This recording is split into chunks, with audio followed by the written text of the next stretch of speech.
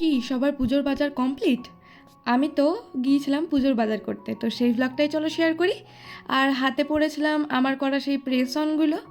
আর তারপর দেখো আমরা হাওড়া স্টেশন থেকে চলে যাই এমজি রোড, আর সেখানে আমরা রুম ভাড়া করে থাকি।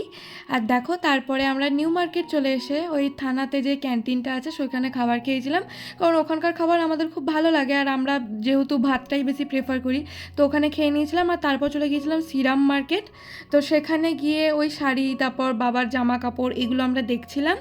আর বাইরে এসে কিছুটা মোমো, কিছুটা ফুচকা খেয়ে নিয়েছিলাম ওই নিউ মার্কেটের মধ্যে মঞ্চাও নামে যে দোকানটা রয়েছে সেখানে। আর এখানে দেখো অনেক ট্রেন্ডিং ট্রেন্ডিং জিনিস পাওয়া যাচ্ছিলো নিউ মার্কেটের মধ্যে, যেগুলো আমরা অনলাইনে দেখি। তো তারপর দেখো এই দোকানটায় চলে এসেছিলাম আমরা নিজেদের সালোয়ার এর শপিং করতে। তো এখানে কিন্তু আমরা পিস নিয়ে নিয়েছি, আমি আর আমার মা। আর সেদিন গণেশ চতুর্থী হওয়ার কারণে কিন্তু অনেক কম ভিড় ছিল সিলেদার্সে, মানে এরকম কম ভিড় পুজোর সময় সিলেদার্সে আমি প্রথমবার দেখলাম। নয়তো একদম চাপাচাপিতে আমি শপিং করি।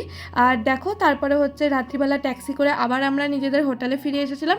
পরের দিনও কিছুটা কেনাকাটা বাকি ছিল, সেগুলো করেছিলাম। আর তারপর চলে এসেছিলাম বিকেলে হাওড়া স্টেশন, বিশ্বভারতী ধরে আমরা বাড়ি পৌঁছে গিয়েছিলাম। আর আবার ওই মঞ্চাওতেই আমরা একটা সুন্দর বাড়া পাও কিনে খেতে খেতে বাড়ি এসেছিলাম। তো টাটা।